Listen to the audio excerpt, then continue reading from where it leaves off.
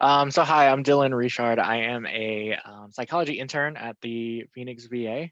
And largely a lot of my training has been focused on general mental health. I have some experience working with intimacy related concerns, sex addiction, things like that. And part of my future goals, I'll actually be joining the Phoenix VA staff in the fall as a staff psychologist, but in the future, I do want to pursue certification as a sex therapist. So in putting together this presentation, I one, am super excited because these words very rarely get spoken at the VA system. So we're about to talk about some fun things. And I just wanted to briefly just talk about the title. I Love You, Leave Me Alone is something that folks who have experienced trauma might actually experience that sort of pull to be close to other people, and yet that fear of that closeness with somebody else. So I wanted to sort of just highlight that. Um, and yeah, so and as far as questions, I'm gonna stop periodically throughout. So as y'all have questions, just feel free to put them in the chat, and then we'll check in every few slides. Please ask all the questions. Nothing is off limits because this is important things. So I'm excited to be here. And yeah, so Shelby, can you next, please? Okay, so quick disclosures. I have no financial conflicts of interest with this presentation. The views I express in this presentation are those of me and do not reflect the official policy of the United States Department of Veterans Affairs or the United States government.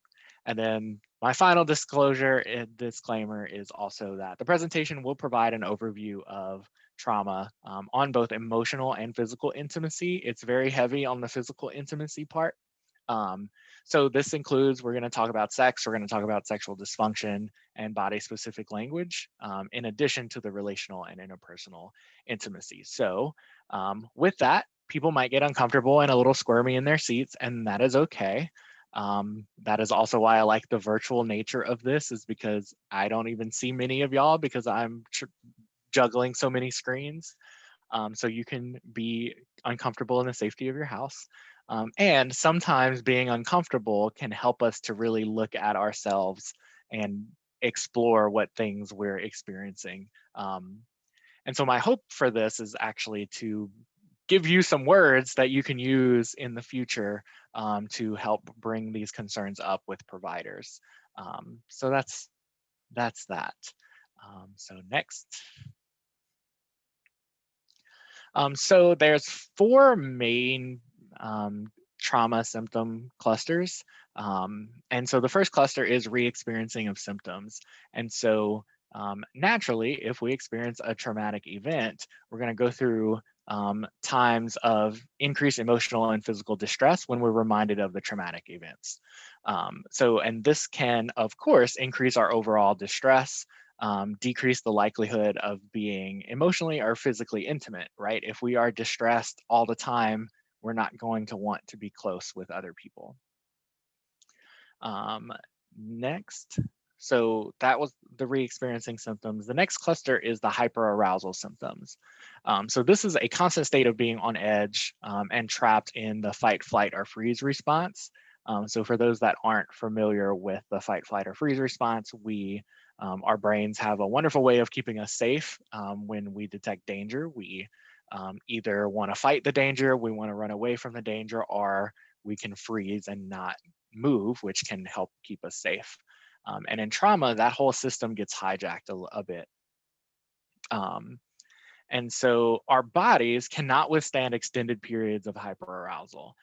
So these symptoms then lead to chronic fatigue, decreased motivation, irritability, or what I like to call the short fuse, lack of sexual desire or drive, difficulties with sexual arousal, and then difficulties concentrating. So of course, if you're experiencing all of this, you're looking out for danger at every turn, there's very little room to be emotionally intimate or physically intimate with somebody else.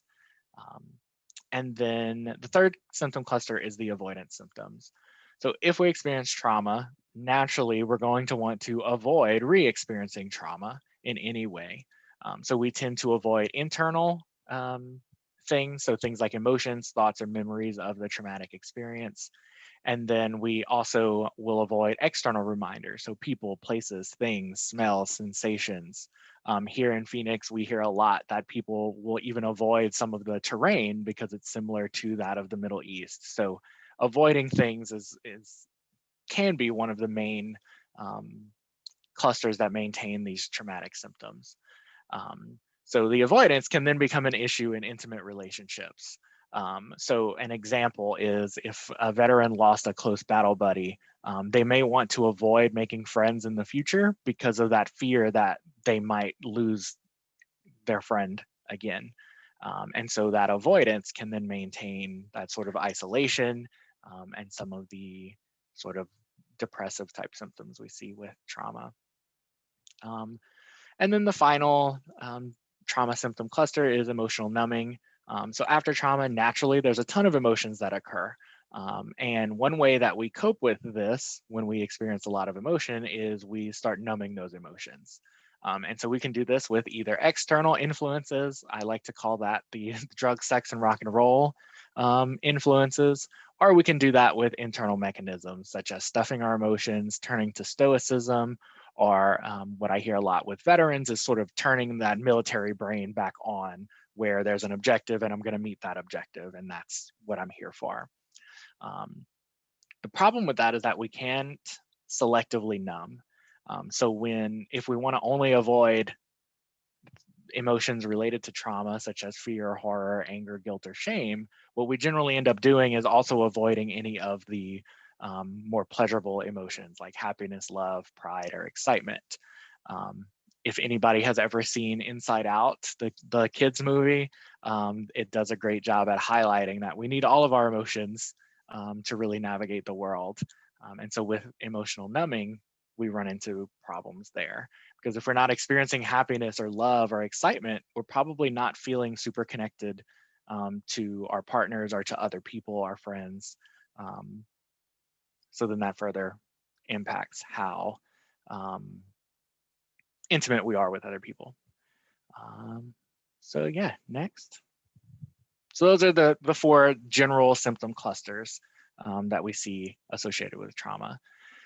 And so what I thought we would go first is how that might impact emotional intimacy. So the avoidance or numbing symptoms, these can lead to a general avoidance of emotional closeness because vulnerability is seen as extremely dangerous. People who go through trauma generally have a period where they felt extremely vulnerable to danger. And so any sort of triggering reminder of that vulnerability might be avoided.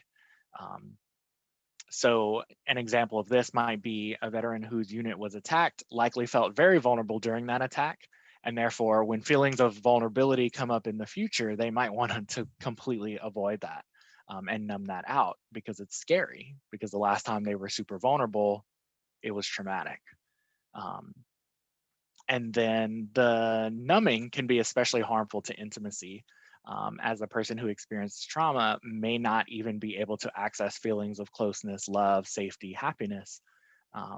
And I want to make a note here that this can be especially true if there's substances being used to help numb, because what substances can sometimes do is increase those interpersonal relationship conflict, right? If there's alcohol involved and that's causing bar fights or that's causing arguments and things in the house, then that's going to lead to more issues with emotional intimacy.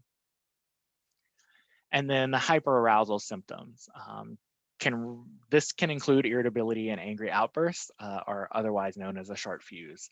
Basically, that decreased ability to sit with frustrations. If we're constantly looking out for danger, interpersonal relationships take a backseat. So I think about if we were at a restaurant and we were constantly looking for all the things happening, we might not be focused on what's actually happening at the table. And so that can really impact our ability to connect with somebody else if we're constantly looking out for danger.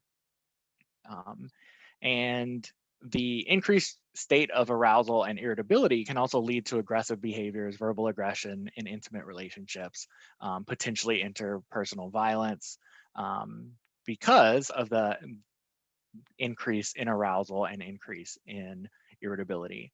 And so I want to point out that there's, PTSD doesn't cause interpersonal violence, but that sort of piece of hyperarousal can impact that. And so if there's violence or aggression happening in any sort of intimate relationship, obviously that's going to put some issues into that relationship. So before we go on, what are the questions so far, if anything, related to trauma or the symptom clusters or emotional intimacy? So if you guys want, you can place your questions in the chat.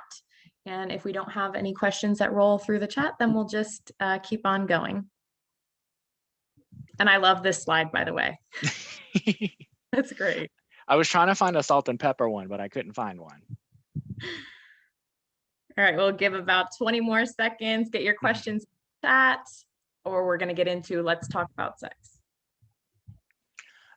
So let's see. All right. How do you help people who are emotionally distancing from relationships with a partner?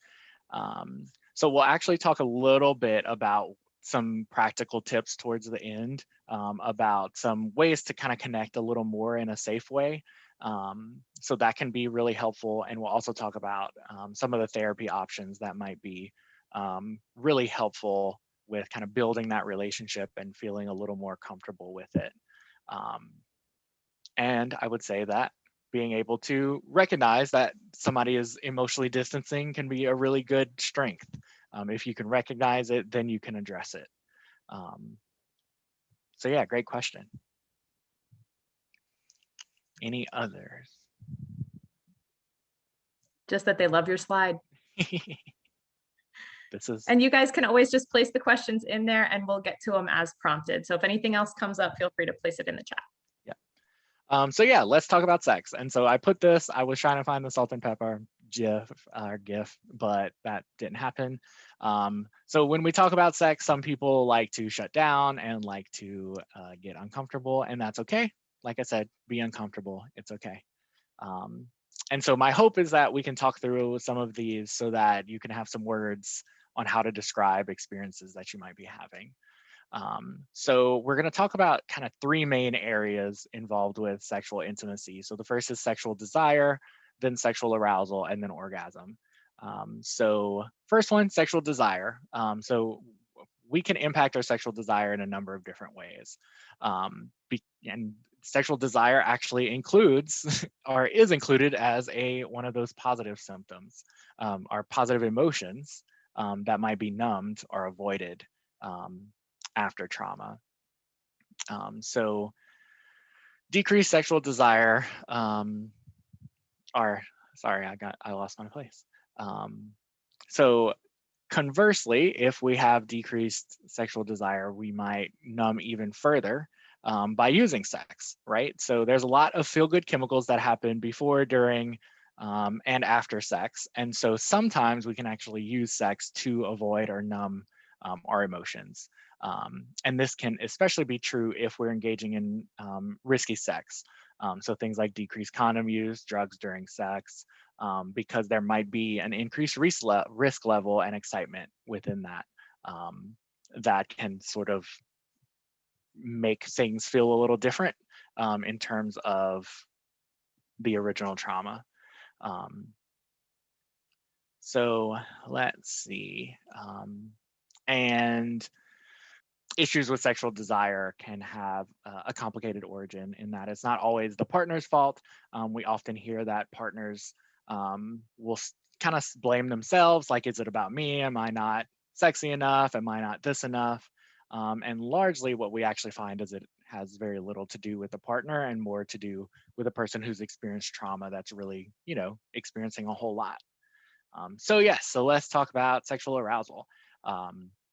So before we talk about it fully, what I want you to picture is the last time that you were really just like physically kind of pushed to like your height. So like maybe it was after a really intense workout, Maybe you were playing with your kids out in the yard or something like that.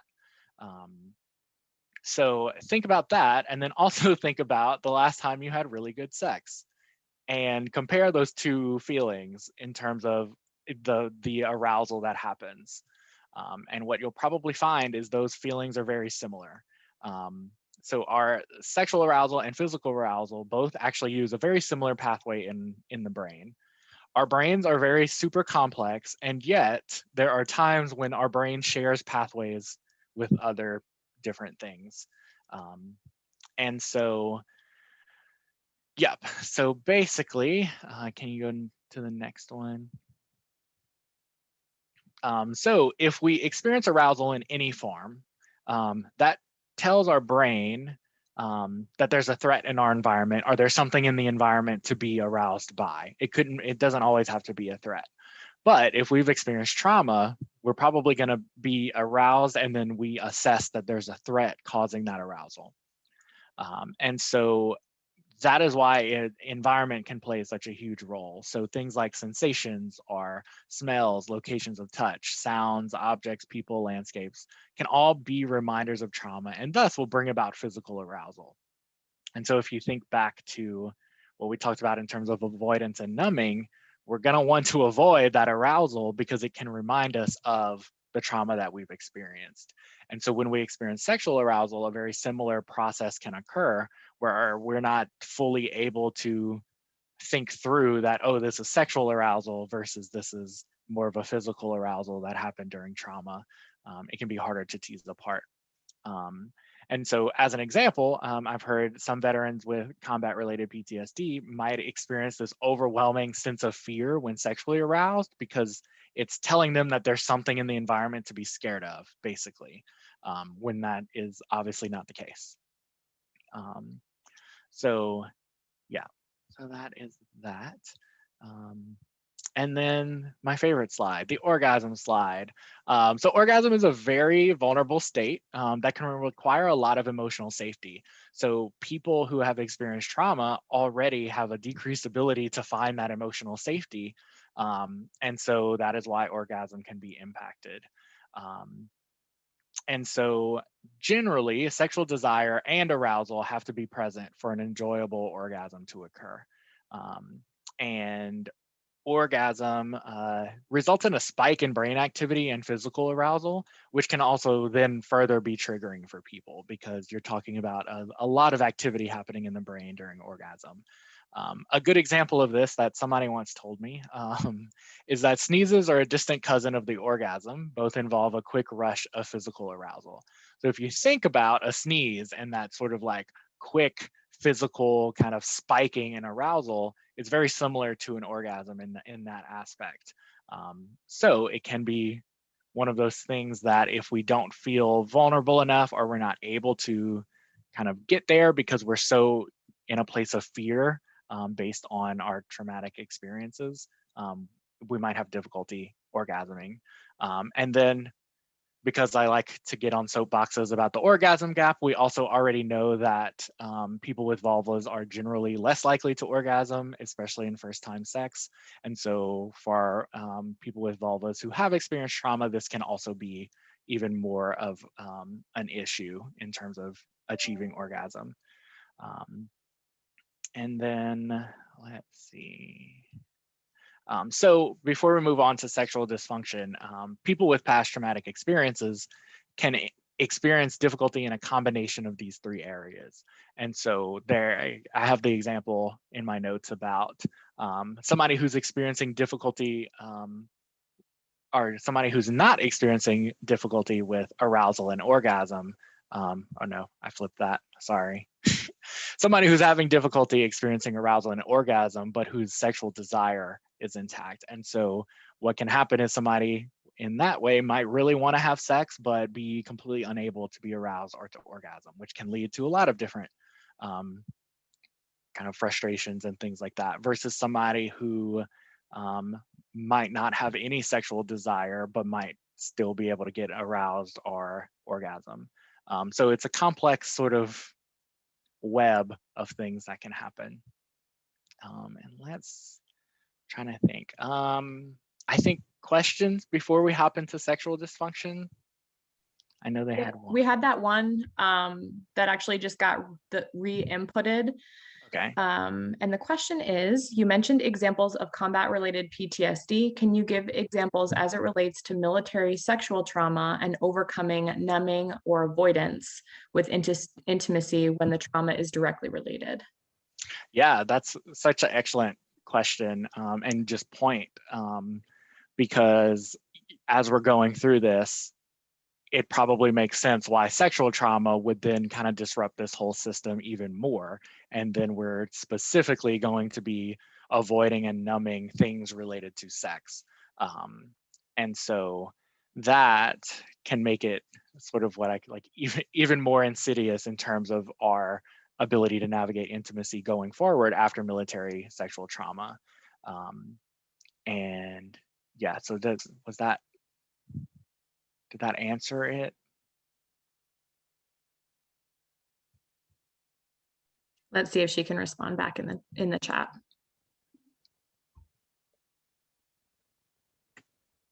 Or can I give examples?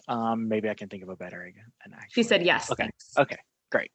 Such a great question too. There's some slides on here, so you actually beat me to the punch. So I love it. Y'all are all thinking. The neurons are firing. I like that.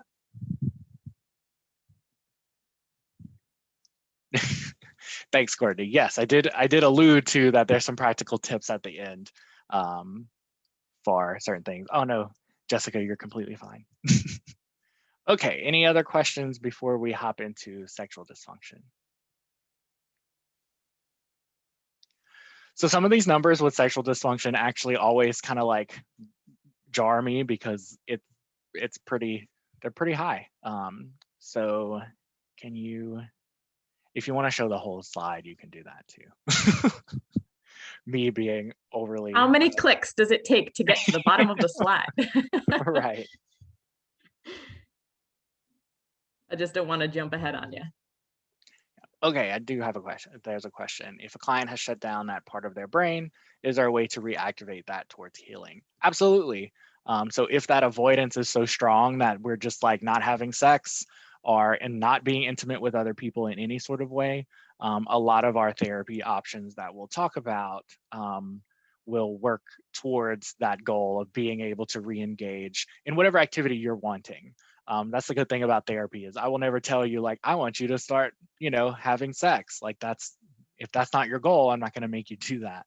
And so typically what happens is with time, we'll work our way up to meeting your goals. So if you do want to work your way up to enjoying sex again, what would be the little baby steps that will get you to that? And it does take time. So with the avoidance for 20 years, that's going to take a lot of time of kind of re-engaging and retraining our brain to associate these things not with danger, but with pleasure or intimacy or those positive emotions.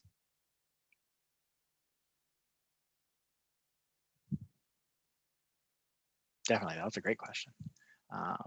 Any others before we move on?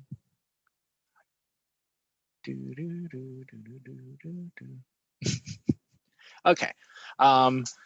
So sexual dysfunction, I will just like define this as just any sort of dysfunction in the sexual arena. And sexual dysfunction is pretty kind of ambiguous because it's so unique to each individual person. So what might look like sexual dysfunction for me may not look like sexual dysfunction for the next person. So rates of sexual dysfunction are higher amongst veterans with PTSD. PTSD in veterans with penises can be related to erectile dysfunction, premature ejaculation. Oh, let me define those. Erectile dysfunction is difficulty getting or maintaining an erection. Premature ejaculation is defined as orgasming within 1 minute of sexual activity, difficulty achieving orgasm, and then sexual disinterest.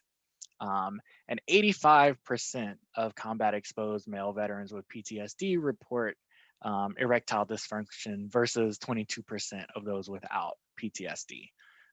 So to me, those are some big numbers. We're not talking a handful of people more. And then PTSD in veterans with vulvas tends to be related to painful vaginal intercourse, difficulty achieving orgasm, vaginal dryness, and sexual disinterest. And yeah, and then the final point, which I like to make, is that veterans with PTSD are significantly more likely to have sexual dysfunction than those with other mental health diagnoses. And I want to point you back to those symptoms, right? All the 4 symptom clusters I was able to directly tie to how that impacts intimacy, versus other mental health diagnoses may not have a very clear line to intimate relationships or anything like that. So it just kind of points out that the symptoms of PTSD really align with intimacy in a lot of ways.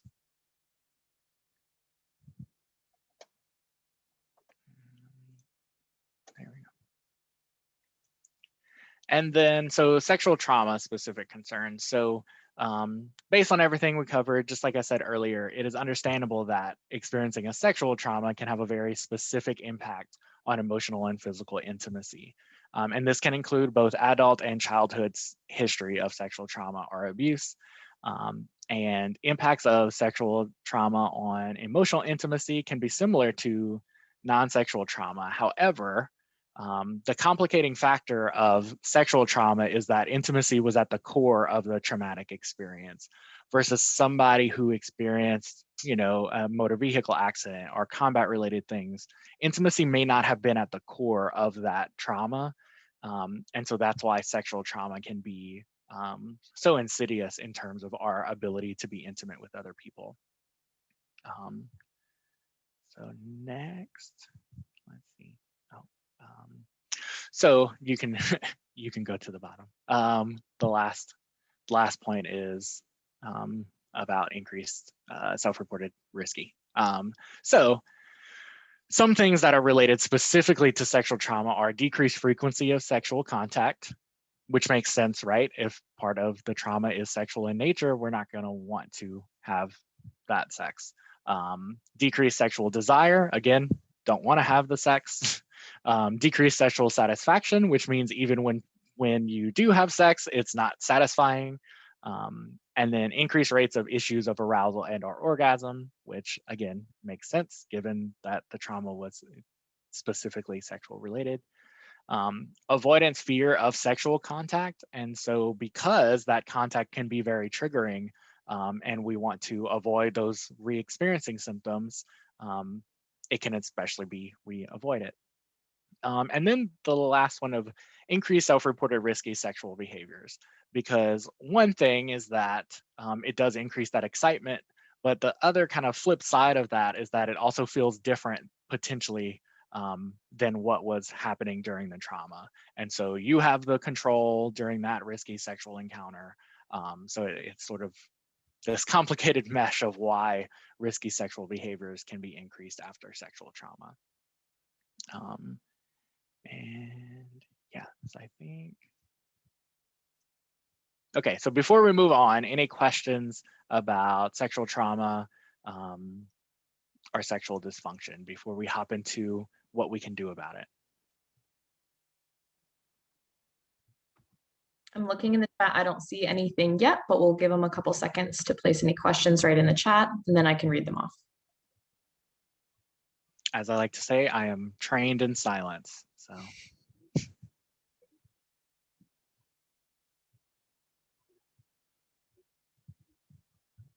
I think everyone's ready to get to the suggestions for how to move forward. Awesome. Well, if y'all have any questions, just put them in the chat. It doesn't have to be specifically about the area we're talking about. So yeah, we can go forward. So there is hope. First is that your primary care doctor can really help to either start helping you in these areas, or refer you to people who can help you in those areas. So some of those might be urology. So they'll do a lot of work with like erectile dysfunction or premature ejaculation. The women's clinic obviously can help with women's sexual functioning, intimacy, things like that. Physical therapy can actually do, depending on if there's somebody there that can do that, can help with like genital pelvic pain, floor sort of exercises, things like that. So it could be an excellent option for people who are having a lot of pain during intercourse. And then, of course, the PTSD clinical team and our general mental health, your primary care can help you to kind of steer you into the direction of where they might think it's helpful. And so many of our PTSD psychotherapy options include intimacy concerns within the treatment. So we're going to go through 4 main trauma-related psychotherapy options that are offered, I believe, at all the main VA hospitals. And I know they're offered here at the Phoenix VA. So prolonged exposure, or PE, is 16 weekly sessions. It's primarily focused on those avoidance symptoms, which can certainly include emotional and physical intimacy. And so that one is one that you will set the goals for what it is that you want to decrease avoidance in. And so if that's sex, if that's increased emotional closeness or vulnerability, that's definitely something that can go on your treatment plan. And then the next one is cognitive processing therapy, or CPT. That one is 12 sessions, primarily focused on negative thoughts, beliefs that occur as a result of trauma. And this one specifically has modules that explore beliefs about intimacy, beliefs about self-esteem that can certainly impact intimacy going forward. And the third one is skills training and affective and interpersonal regulation. We don't ever say that full word, but that full name, it's just STARE. And this one's 12 sessions, and it's really focused on building skills to manage emotions and feel connected with other people. And there's, pretty much half of the 12 sessions focuses on interpersonal communication skills. And the first half is about emotions. So being able to communicate those emotions successfully and in a way that you feel heard and you feel seen can really help if you're having difficulty with intimacy. And that one, I've seen people use that with their partners, and then it kind of helps across the board. And then the final one, which I think is the coolest one, cognitive behavioral conjoint therapy, CBCT, is 15 sessions. It's a couples therapy that aims to improve the relationship and decrease PTSD symptoms.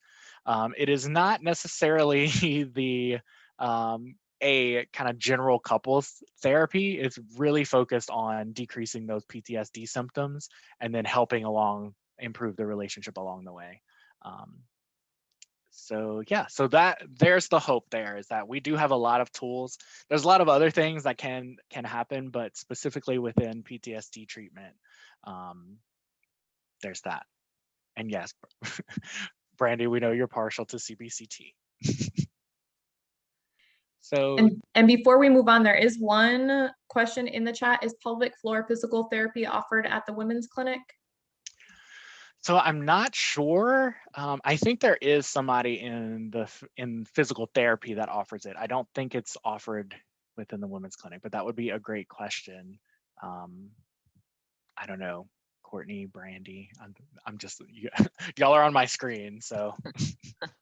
I did jump in and offer a comment, Dylan, that I believe we do offer it. I don't necessarily know the referral process, and I do believe we at least have a provider at our Southwest CBOC, which is located in the West Valley, across from Banner Estrella Hospital, where those services are available.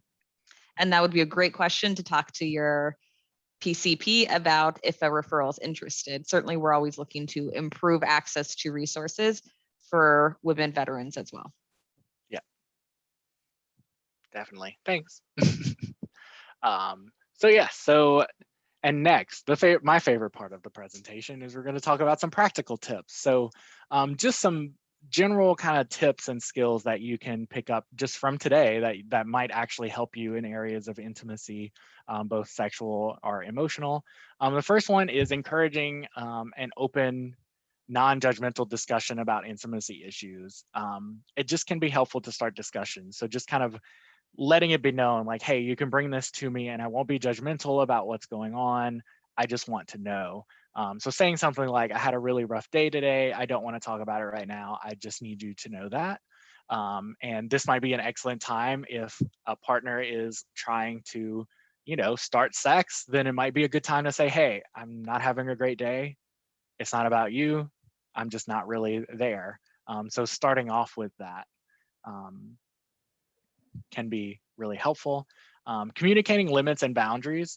So one of my favorite things to talk about is safe words.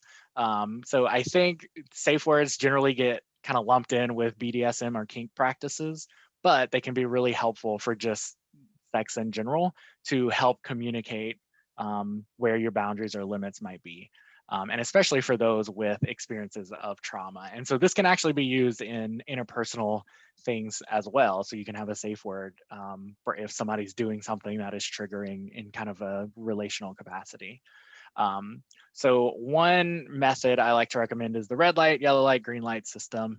So basically green light would be go, like, I like that, do that, it's fine. Yellow would be you're in caution territory, like slow down, I don't like that, don't go there, something like that. And then red light would be absolutely stop. Stop all things and then kind of start processing what's happening. What do you need after that? So some people will use red light, yellow light, green light. That's their word. I would push you to be a little more creative and use fun words. So I've heard people use pineapple and apples. So pineapple would be the red light and apple would be the yellow light. Those are a little similar in things, but just coming up with some fun words might be really helpful. Just to communicate when you might be overly triggered and need things to stop and need to kind of commence into some form of closer emotional intimacy in that moment to feel safe. And what I like to tell people is practice this in other settings, not only when you're in the heat of the moment, so that you can get used to practicing them. So maybe you might use it in everyday situations so that you and your partner can start associating that word with stop. So that can be cool. And then using indirect forms of communication to introduce deeper conversations, such as letters. So if you're really wanting to talk to your partner about something, and you're finding it hard to be vulnerable because of your traumatic experiences, writing it out into a letter, giving it to them and saying, hey, I didn't know how to say this. Here's this letter. Feel free to respond when you want. I want you to respond via letter as well, because I don't want to have this conversation face to face, or I'm not in the place to have that. So that can be a really good way to still have that open line of communication and decrease that feeling of being on the spot and being vulnerable, which can be triggering for some people.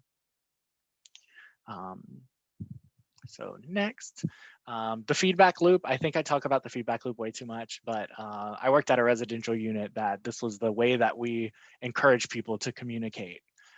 And so the feedback loop is just a way to express your emotions a little more clearly and to kind of build connection with another person. So it starts off with when I observed, or when I saw, when I heard, when I discovered. I thought, made up, or believed something about that I felt.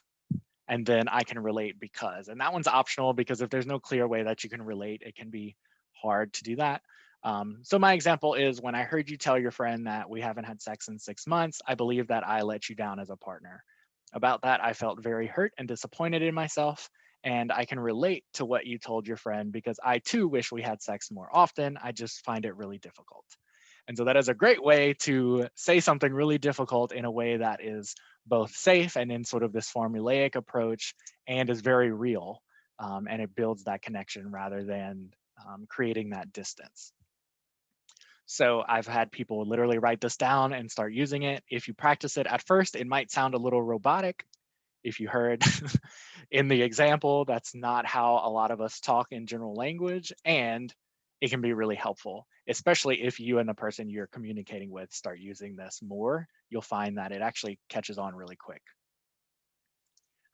So next. So finding creative, fun, novel ways to experience intimacy and to have a little fun can be especially helpful. So the first one is dating your partner again. So thinking of some fun dates or things that maybe y'all used to do, or maybe you never got a chance to do, or that you want to do, and just kind of doing that again. So maybe it's going out for dinner one night a week, and it's just like this special occasion. And what it does is that starts building more of that sense of emotional and physical safety with that person again, so that y'all can share those intimate moments. And plus, it's, a fun excuse to do some fun things. There's also non-genital pleasure exploration. So there's about 7 erogenous zones that don't include the genitals. And so for somebody who especially might have sexual related trauma, it can be especially helpful to sort of explore those different areas. So if you want, I invite you to take your finger and just very lightly rub on the bottom side of your arm, on your forearm, and just very lightly do it. And that is an erogenous zone. It may not bring you sexual pleasure, but it does feel good, right? And so that can be one of those things that you and a partner, are you by yourself, can just start exploring what parts of your body feel really good and maybe aren't as triggering. And pleasure doesn't have to involve penetration or genitals, especially for people with vulvas. They actually orgasm more when there's a combination of factors. So really just exploring different ways that might not be as triggering can be really helpful. And then finally, I would be remiss if I did not talk about toys. This can introduce an extra layer of fun and excitement. It's like even just creating this date where you might go out to a store and look for a new toy. That can automatic kind of double dip in some of these things. And it can also help with functioning. And something too that's unique with toys is that it might introduce new sensations that weren't there, especially if you have a history of sexual trauma. So you can kind of start learning to associate sex with a different feeling than what actually happened during an assault or something like that. So that can also be a good in for toys and things like that. So any questions about that last part? So we do have one pretty specific one, but I think let's maybe save that one for the end. If there's anything that directly relates to what Dylan just spoke about, we can address that first. And then this more specific question we can save for the end. So you guys can go ahead and place any questions about the content we just covered in the chat. Pineapples is very Kevin Hart. Everyone's just over here touching their arms. Good.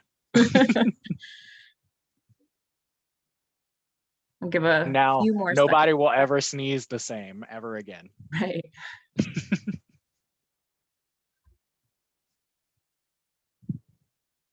Okay, so we do have one. If sex is already a sensitive area, how do you recommend introducing toys? That's a very good one. I would say it really depends on you. If you aren't wanting to do that, I would not say like go buy toys and try it out. I would also say probably alone might be the best way, and trying out whatever it is that might pique your interest alone, so that you at least know that you're safe with you. And so that might be a good way to start. And then again, yeah, determining if that's actually something that you're wanting to start with, and figuring that out for yourself. But yeah, that's a great question. And it could just be little things. It doesn't have to be, you're going and spending thousands of dollars at the store. You're just kind of figuring something out that is exciting for you. Anyone else? Place it right in the chat.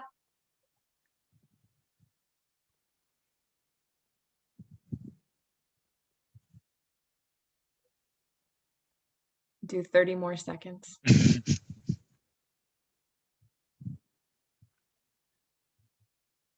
I just want to say thank you, Dylan. I think this is a really important topic that we see a lot in PTSD treatment, but doesn't get discussed often. Particularly, I mentioned in the chat that I specialize in a couples therapy for PTSD, and oftentimes the partners personalize when they're not being intimate with the veteran with PTSD that he or she doesn't love me anymore, or I'm not attractive. And they have a lot of cognitions and kind of stuck points related to that. So I think just even spelling it out, the anatomy behind it, the physiological, kind of factors that play a part in it and how PTSD kind of affects that, I think is really, really important for couples to be aware of. So I really appreciate you sharing this. Definitely. And thank you. Yeah.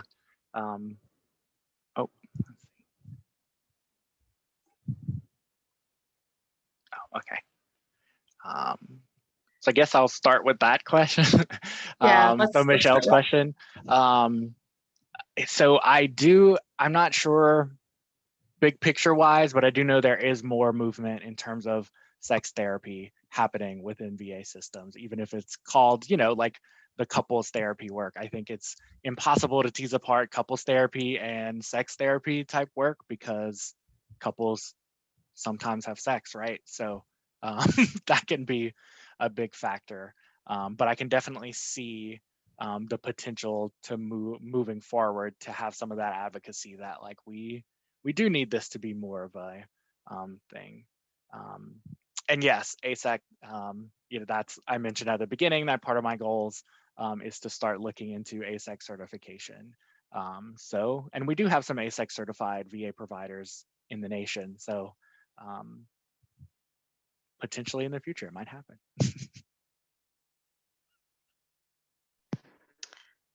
I'll just add to Dylan's explanation that they are exactly right. Embedded within lots of the couples and family programs are providers who are trained in sex therapy and are able to offer it within their system outside of maybe a formal program identifying it as such, because certainly it makes sense to have that available. And even within our facility, there is a local work group looking at how we can bring more programs focusing on sexuality, not sex therapy specific, but sexual health. And we are slowly moving towards that, recognizing it's an important discussion and really figuring out where's the best place to house it and who's going to do it.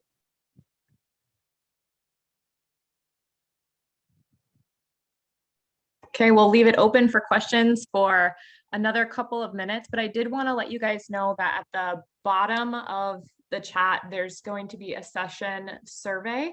So if you could please fill that out. And then when we are ready to close down and move to the closing session, I've also provided the link for you to be able to get back to that session.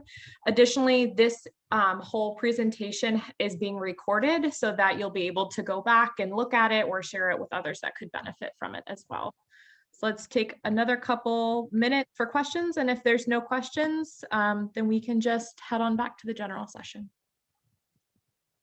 But thank you. I feel like we had a lot of experts in the room that could just jump in and collaborate and share, which I love.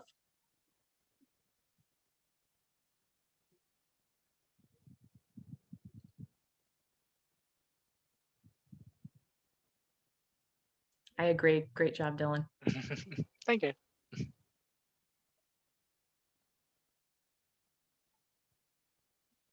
We did start a little bit early, so. True.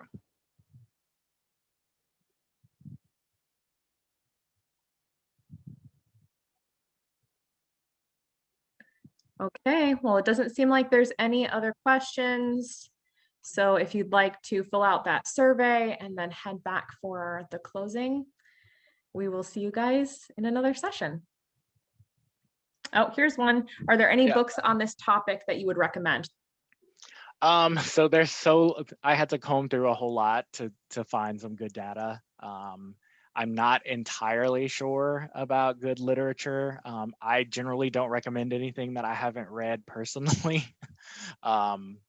So yeah, I don't know, Brandy, Courtney, anybody else have ever read a book that was helpful in this area?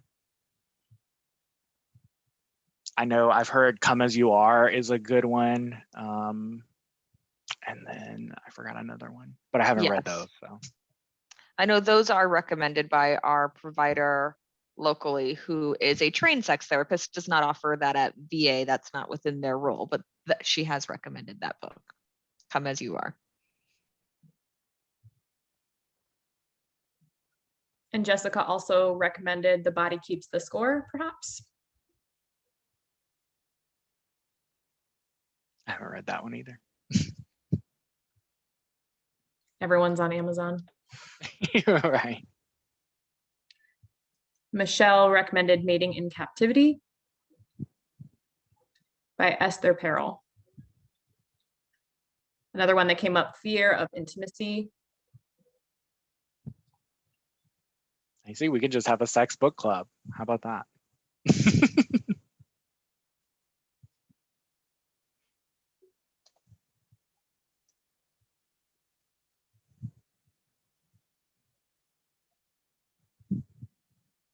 Yep, that makes sense too. Dropped our MST coordinator's name in the chat as well. Her and our MST team are looking into integrating more sexual health programming into the PTSD clinic. So she's also a good resource to reach out to that might have some options.